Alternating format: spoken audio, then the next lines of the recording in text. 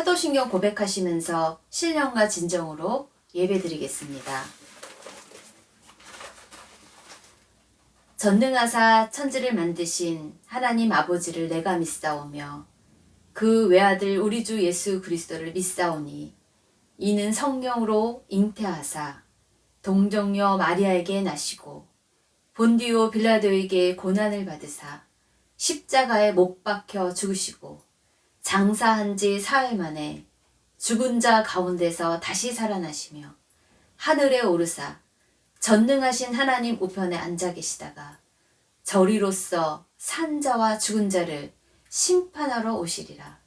성령을 믿사오며 거룩한 공회와 성도가 서로 교통하는 것과 죄를 사하여 주시는 것과 몸이 다시 사는 것과 영원히 사는 것을 믿사옵나이다. 아멘. 예수님의 보혈 선포 기도문 5입니다. 예수님의 보혈 선포 기도문 5 선포하시겠습니다. 예수님의 보혈은 모든 죄에서 나를 용서해 주셨습니다. 말씀 봉도 사무엘하 18장 9절에서 15절입니다.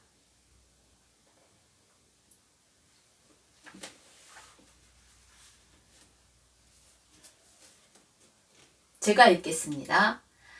압살롬이 다윗의 부하들과 마주치니라. 압살롬이 노새를 탔는데 그 노새가 큰 상수리나무 번성한 가지 아래로 지날 때에 압살롬의 머리가 그 상수리나무에 걸림에 그가 공중과 그 땅 사이에 달리고 그가 탔던 노새는 그 아래로 빠져나간지라. 한 사람이 보고 요압에게 알려 이르되 내가 보니 압살롬이 상수리나무에 달렸더이다 하니 요압이 그 알린 사람에게 이르되 네가 보고 어찌하여 당장에 쳐서 땅에 떨어뜨리지 아니하였느냐. 내가 내게 은 10개와 띠 하나를 주었으리라 하는지라. 그 사람이 요압에게 대답하되 내가 내 손에 은 1000개를 받는다 할지라도 나는 왕의 아들에게 손을 대지 아니하겠나이다. 우리가 들었거니와 왕이 당신과 아비새와 이때에게 명령하여 이르시기를 삼가 누구든지 젊은 압살롬을 해하지 말라 하셨나이다. 아무 일도 왕 앞에는 숨길 수 없나니 내가 만일 거역하여 그의 생명을 해하였더라면 당신도 나를 대적하였으리이다 하니 요압이 이르되 나는 너와 같이 지체할 수 없다 하고 손에 작은 창 셋을 가지고 가서 상수리나무 가운데서 아직 살아있는 압살롬의 심장을 찌르니 요압의 무기를 든 청년 10명이 압살롬을 에워싸고 쳐 죽이니라.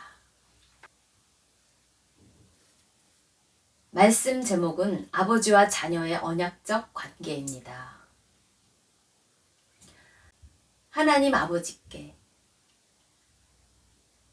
십자가에서 마지막 보혈을 흘리시기까지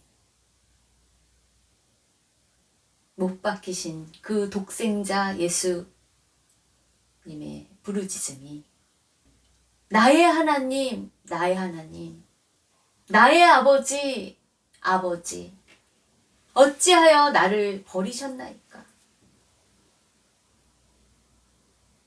그 부르짖음이, 애끓는 부르짖음이 저의 가슴을 채찍질합니다. 우리의 가슴을 채찍질합니다. 징계받을 일이 없으신 하나님의 아들 독생자 예수님이 채찍에 맞으심으로 우리가 나음을 입기 위해서 고난을 받으신 그 예수님, 우리가 하늘 아버지와 평화를 누리게 하시려고 많은 사람의 대속물로 그 생명의 핏값을 건 언약적 관계를 맺게 하신 예수님의 그 사랑 가운데 징계를 받기 위해서 우리는 참아야 한다는 것이에요. 히브리서 12장 7절이에요. 너희가 참음은 징계를 받기 위함이라.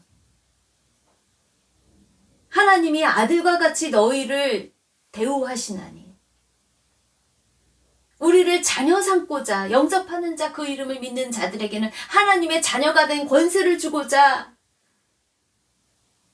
징계받을 일이 없으신 그 예수님을 십자가에 못 박히셔서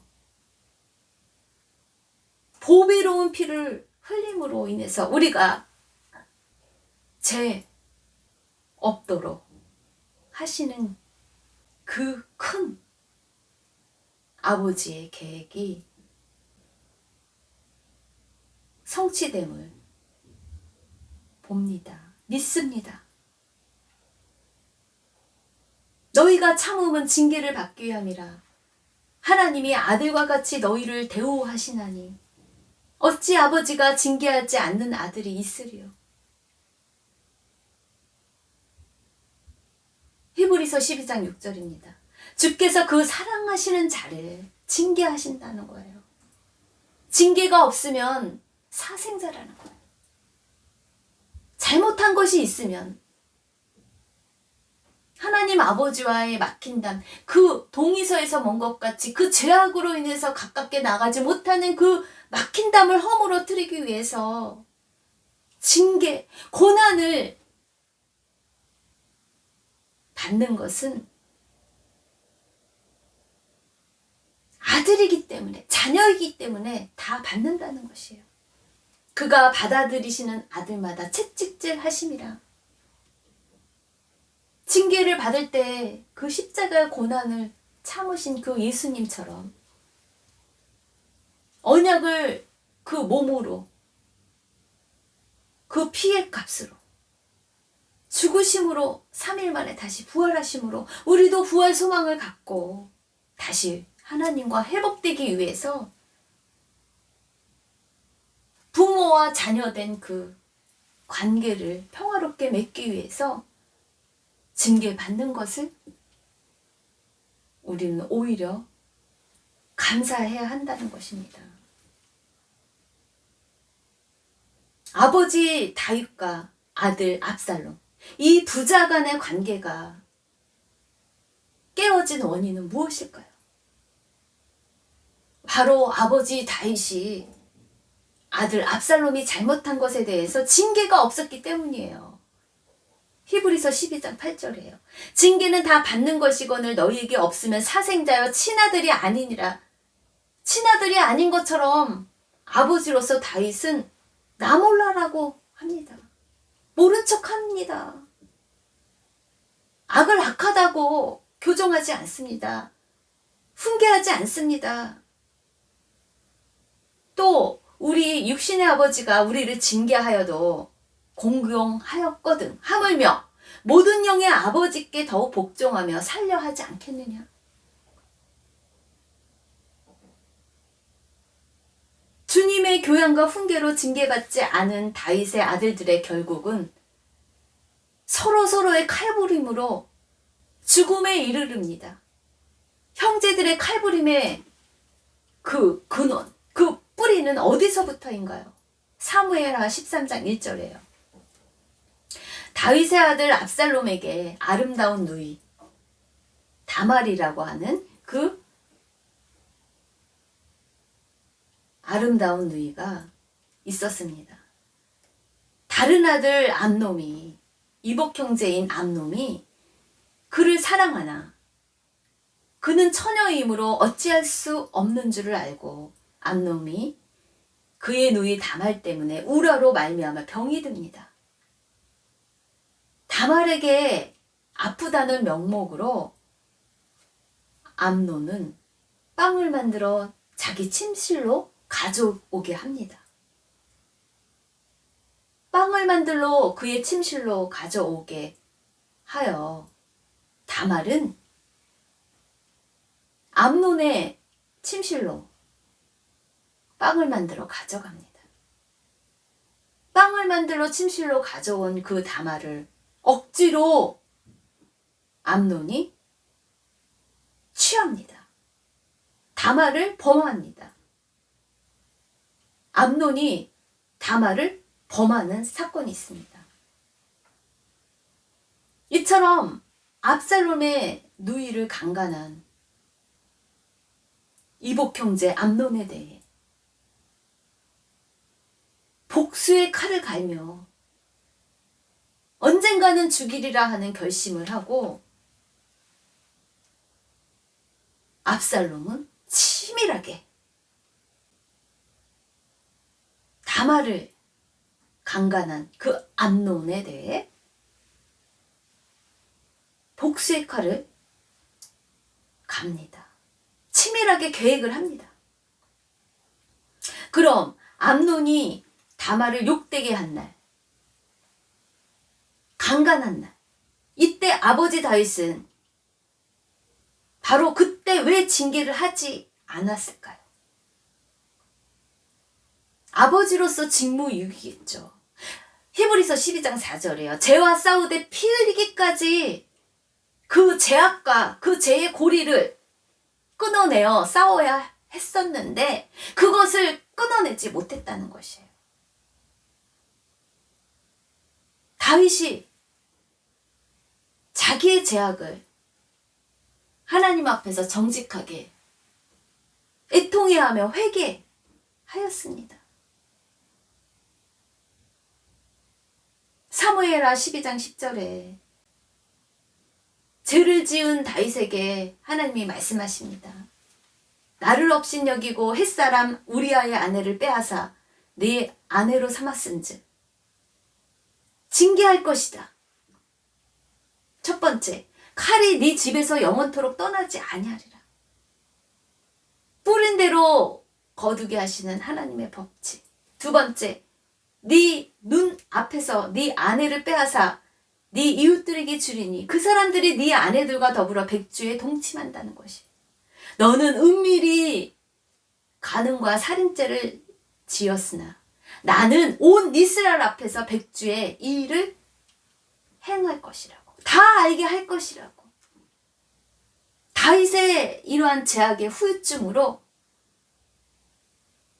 그의 예전에 있었던 그 총명이 사라진 듯합니다. 자기의 죄악을 아들에게는 흘러가지 않도록 죄와 싸우되 피 흘리기까지 대항해서 싸워서 그 고리를 끊어줘야 되는 것이 아버지의 책임입니다. 자기의 죄악을 하나님께 용서받아 죽지 않는다고 하지만 그 죄악의 결과값이 자녀들에게 흘러가는 것에 대해서 다윗은 피 흘리기까지 죽으면 죽으리라 그 영적인 죄악의 고리를 끊어낼 책임이 있었던 것입니다. 아니, 올바른 징계를 할 수 없는 그 죄악의 약점에 그 후유증으로 거룩의 능력이 상실된 것이에요. 힘을 잃어버렸습니다. 그가 약점이 잡힌 거예요. 악한 영들에게 그의 죄악이 용서함 받았지만 그것이 약점이 돼요. 그 거룩의 능력이 거룩한 하나님의 말씀으로 악을 악하다고 대항하며 싸울 수 있는 떳떳함이 없었던 것입니다. 그래서 자녀들에게 암논이 다말을 욕되게 한 날, 이때 바로 다윗은 징계를 하지 못했던 것이 아닐까 생각해 봅니다. 하늘 아버지와 자녀된 관계에 있어서 불순종하면 징계를 받는 것입니다. 히브리서 12장 8절에 징계는 다 받는 것이거늘 징계가 없으면 사상자라고 친아들이 아니기 때문에 나 몰라 한다는 것이에요. 모른 척 한다는 것이에요. 어떻게 보면 방임 학대입니다.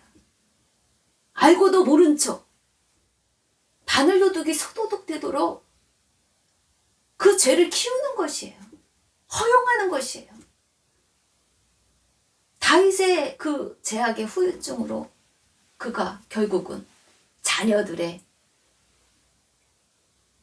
방간 제약에 대해서 방치함으로 인해서 결국은 형제들끼리 서로 죽이는 결과값을 보게 합니다. 아버지 다윗이 책임을 다하지 못한 끝은 무엇입니까? 두 아들을 잃고 맙니다. 암논이 압살롬에 의해 죽습니다. 망연자실하게 형제의 칼부림의 소식을 들은 아버지 다윗은 이미 죽은 암논을 생각하며 슬퍼합니다. 그리고 암논을 죽인 압살롬은 그술로 도망갑니다. 살인자 압살롬에 대해 징계할 수 없이 그는 도망갑니다. 내뺍니다. 그런데 그를 또다시 세월이 지나 징계 없이 다시 그를 받아준 아버지 다윗은 결국 그 압살롬에게 배신당합니다. 아버지 다윗의 그 왕의 자리를 뺏고자 아들 압살롬은 백성의 마음을 사로잡습니다. 자신의 아름다운 외모와 긴 머리, 친화적인 정치적 행동, 백성들에게 내가 너의 편이 되겠다. 듣기 좋은 비전의 말로 자신의 왕이 되었다 하며 앞서서 주도 면밀히 계략을 꾸며 결국에는 사무엘하 15장 14절이에요. 이스라엘의 인심이 다 압살롬에게로 돌아갑니다. 심지어 압살롬은 어느 정도로 주도 면밀한 사람인지 우리는 알 수 있습니다. 자신의 죽음까지도 미리 계획하는 치밀한 사람이라는 것이에요. 사무엘하 18장 18절이에요. 압살롬이 살았을 때에 자기를 위하여 한 비석을 마련할 정도예요. 살았을 때 벌써 자기를 위해서 비석을 마련한 이유는 무엇입니까? 그가 자기 이름을 전할 아들이 없다고 말하였으므로 새 아들이 아마도 먼저 죽었을 것이라고 성경학자들은 말을 하죠. 자기 이름을 기념해 그 비석에 이름을 붙일 정도로 치밀한 사람이라는 것이에요. 압살롬의 기념비를 지금도 그 왕의 골짜기에 전해진다는 것입니다. 이처럼 민심을 얻은 아들 압살롬을 피해 아버지 다윗은 도망갑니다. 자녀에게 쫓김당하는 도망자 다윗, 아버지 다윗. 도망자의 인생을 그 죄악의 결과값을 다윗은 피 흘리기까지 대항해 싸워야 하는 것입니다. 아버지로서의 사랑하는 자녀에 대한 올바른 징계가 없었기에, 아니 올바른 징계를 할 수 없는 그의 죄악의 큰 후유증, 그 약점으로 거룩의 능력이 상실된 듯합니다. 징계를 하지 않은 그 책임을, 유기한 그 책임을 결국 아버지 다윗은 압살롬과 정면으로 싸워야 할 전투를 준비하기에 이르릅니다. 다윗은 군대를 세 부대로 나눠 정비합니다. 자신이 아들 압살롬과의 싸움에 직접 출정하고자 합니다. 하지만 백성들이 반대합니다. 그들의 싸움의 전략은 아버지 다윗만 죽이면 된다는 것이기에 왕께서 나가면 안 된다고 백성들이 반대합니다. 다윗 왕께서는 우리들 1만 명과 같기에 후방에 계시라고 백성들이 말립니다. 그래서 다윗 왕은 무엇이든 너희 좋을 대로 하라고 합니다. 하지만 아비로서 그들에게 한 가지 당부를 합니다. 모든 백성들이 듣는 곳에서 그들에게 5절에서 부탁합니다. 나를 봐서라도 어린 압살롬을 너그럽게 대해주라고. 사사로운 감정에 그들의 싸움에서 사기를 떨어뜨리는 명령을 하죠. 드디어 압살롬과의 싸움에서 다윗의 군사들이 승리합니다. 압살롬의 군대가 다윗의 군사들에게 패하여 압살롬은 도망칩니다. 도망치다가 그만 오늘 본문 9절. 다윗의 부하들과 마주칩니다. 압살롬이 노새를 탔는데 그 노새가 큰 상수리나무 번성한 가지 아래로 지날 때 압살롬의 그 아름다운 머리가 상수리나무에 걸려서 그가 공중과 그 땅 사이에 달리고 그가 탔던 노새가 그 아래로 빠져나가 상수리나무에 걸린 것입니다. 그것을 본 한 사람이 요압에게 알리죠. 압살롬이 상수리나무에 매달렸다고. 요압이 그 알린 사람에게 말합니다. 네가 보고 어찌하여 당장에 쳐서 땅에 떨어뜨려 죽이지 아니하였느냐. 내가 내게 은 10개와 띠 하나를 주었으리라. 그렇게 말하지만 그 지혜로운 한 사람이 요압에게 대답합니다. 내가 내 손에 은 1000개를 받는다 할지라도, 어떠한 것을 준다고 할지라도 나는 왕의 명령에 대해서 거역할 수 없다고 요압의 말에 대해서 대항합니다. 그 한 사람이, 그 지혜로운 사람이 요압에게 말합니다. 나는 왕의 아들에게 손을 대지 아니하겠나이다. 우리가 들었거니와 왕이 당신과 아비새와 이때에게 명령하여 이르시기를 삼가 누구든지 젊은 압살롬, 다윗의 아들 압살롬을, 나를 봐서라도 어린 압살롬을 너그럽게 대하라고 했는데, 해하지 말라고 했는데 내가 그것을 왜 어깁니까? 요압은 그의 말을 듣자마자 왕의 명령을 어깁니다. 14절에요. 요압이 말합니다. 나는 너와 같이 지체할 수 없다 하고 손에 작은 창 셋을 가지고 상수리 나무에 매달린 그 압살롬의 심장을 찌릅니다. 요압과 함께한 무기를 든 청년 10명이 압살롬을 에워싸 쳐 죽입니다. 결국 황당한 우연과 같은 그 아들 반역자 압살롬의 죽음이 황망하겠지만 하나님과의 그 언약적 관계에서 하늘 아버지의 징계임을 우리는 볼 수 있습니다. 영원한 하늘 아버지와 자녀된 언약적 관계가 행여 자녀의 불순종으로 인해 징계를 받는다 할지라도 그들의 죄악의 형벌을 기쁘게 받으면,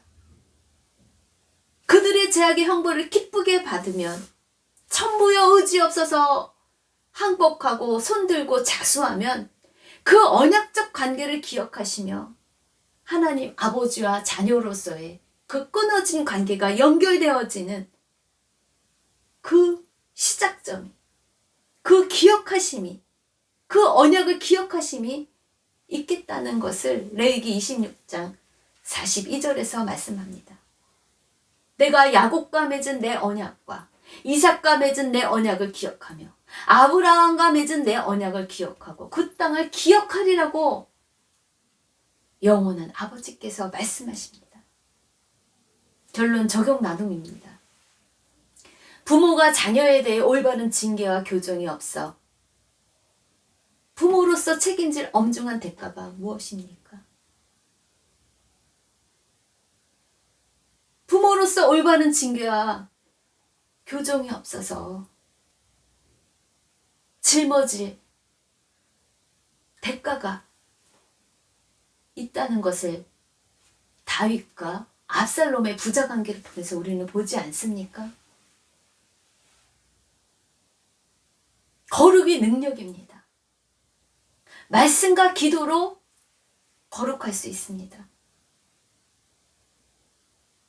청년이 무엇으로 그의 행실을 깨끗하게 하겠습니까? 주님의 말씀으로 교정할 수 있습니다. 때를 얻든지 못 얻든지 말씀을 듣고 올바르게 우리들의 마음을 깨끗하게 정결하게 해야 한다는 것입니다. 히브리서 12장 10절입니다. 그들은 잠시 자기의 뜻대로 우리를 징계하였거니와 오직 하나님은 우리의 유익을 위하여 그의 거룩하심에 참여하게 하시느니라. 거룩의 능력입니다. 말씀과 기도로 거룩하게 깨어 있지 않으면 당당하게 자식의 죄악에 대해서 훈계할 수가 없습니다. 부모가 옳지 않게 살았는데 자녀에게 어떻게 옳게 살라고 말을 할 수 있겠습니까? 거룩의 능력입니다. 무릇 징계가 당시에는 즐거워 보이지 않고 슬퍼 보이나 후에 그로 말미암아 연단받은 자들은 의와 평강의 열매를, 좋은 열매를 맺는다는 것이에요. 그러므로 부모의 책임은 피곤한 손과 연약한 무릎을 일으켜 세우고 너희 발을 위하여 곧은 길을 만들어 저는 다리로 하여금 어그러지지 않고 고침을 받게 하라.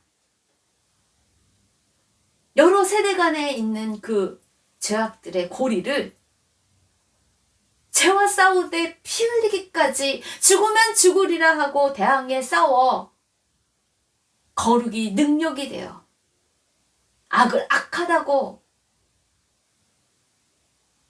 이야기함으로 애통해함으로 손들고 항복함으로 하나님과 평화의 관계를 누리게 하는 것이 부모의 책임인 것입니다. 죄를 대항해 여러 세대 간의 죄를 대항해